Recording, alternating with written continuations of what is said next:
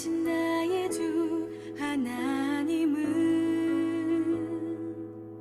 능지 못하실 일 전혀 없네. 우리의 모든 간구도 우리의 모든 생각도 우리의 모든 꿈과 모든 소망도 신실하신 나의 주 하나님은 우리의 모든 괴로움 바꿀 수 있네. 불가능한 일 행하시고 죽은 자를 일으키시니 그를 이길 자 아무도 없네. 주의 말씀 의지하여 깊은 곳에 그물 던져 오늘 그가 놀라운 일을 이루시는 것 보라. 주의 말씀 의지하여 믿음으로 그물 던져 믿는 자에게 능치 못함 없네.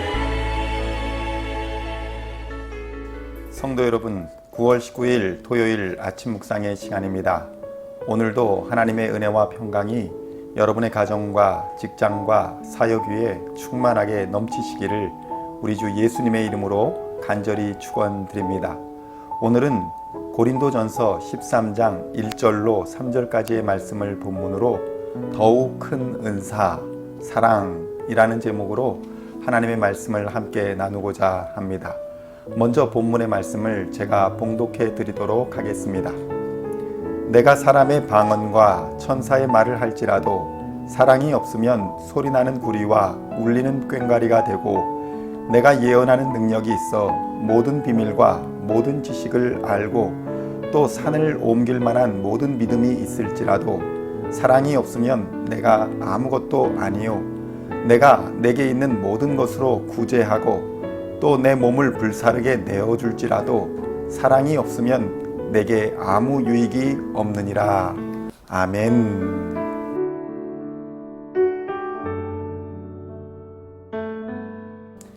성도 여러분, 바울은 12장에서 더욱 큰 은사를 사모하라고 권면하였습니다. 바울의 의도는 은사들을 구별하여 크고 작은 것으로 나누고자 하는 것에 있는 것이 아니라 고린도 교회에서 나타난 은사에 대한 잘못된 태도에 대해 경고하면서 그 많은 종류의 은사는 교회의 유익을 위해 사용되어져야 한다고 강조함과 동시에 이러한 교회의 유익을 구하는 자세의 기초가 바로 사랑임을 바울은 권면하고 있는 것입니다. 성도 여러분, 사랑은 기독교 신앙의 핵심이며 가장 귀한 가르침입니다. 다른 어떤 것도 이 사랑에 우선하는 것이 없습니다. 그 이유는 바로 하나님이 사랑이시며 그 사랑 때문에 하나님은 그의 독생자 예수 그리스도를 이 땅으로 보내셔서 우리를 구원하여 주셨기 때문입니다. 요한일서 4장 7절로 10절까지의 말씀입니다. 사랑하는 자들아, 우리가 서로 사랑하자. 사랑은 하나님께 속한 것이니 사랑하는 자마다 하나님으로부터 나서 하나님을 알고 사랑하지 아니하는 자는 하나님을 알지 못하나니 이는 하나님은 사랑이심이라. 하나님의 사랑이 우리에게 이렇게 나타난 바 되었으니 하나님이 자기의 독생자를 세상에 보내심은 그로 말미암아 우리를 살리려 하심이라. 사랑은 여기 있으니 우리가 하나님을 사랑한 것이 아니요 하나님이 우리를 사랑하사 우리 죄를 속하기 위하여 화목 제물로 그 아들을 보내셨음이라. 아멘. 사랑하지 않는 자는 하나님을 알 수 없기에 기독교 신앙은 사랑이 없으면 시작조차 할 수 없는 것입니다. 그렇기에 사랑은 기독교 신앙의 처음이자 마지막이 되는 것입니다. 그래서 세상은 신앙을 제대로 알지 못해도 기독교는 사랑의 종교다 라고 말하고 있음을 기억하시고 우리는 그 사랑에 부끄럽지 않은 삶의 실천을 가져야 할 것입니다. 그렇다면 우리가 가장 사모해야 할 은사인 사랑은 도대체 얼마나 귀한 것일까요? 오늘 본문을 살펴보면 고린도 교인들이 간절히 가지기를 탐하며 다투었던 5가지의 대표적인 은사가 등장하고 있습니다. 그런데 사랑이 없으면 그 은사들이 아무것도 아니라고 본문에서는 반복하고 있는 것을 발견할 수 있습니다. 첫째로 방언과의 비교입니다. 먼저 오해하지 말아야 할 것은 여기에 등장하는 은사들이 무가치하다거나 사모하지 말아야 한다는 것을 말씀드리는 것이 아닙니다. 여기에 등장하는 은사들 뿐만 아니라 하나님의 각종 은사는 교회의 유익을 위해 하나님의 나라를 위해 마땅히 구하고 사모해야 할 것들입니다. 바울은 먼저 방언에 대해 직접적으로 경고하고 있습니다. 아무리 방언을 잘한다고 해도 사랑이 없으면 소리나는 구리와 꽹과리와 같다고 말씀합니다.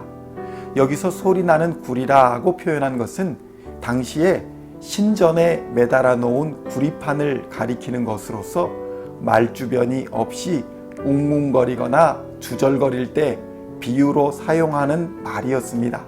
그리고 여기서 꽹과리는 반대로 논리적으로 언변이 좋은 것을 비유할 때 쓰는 말입니다.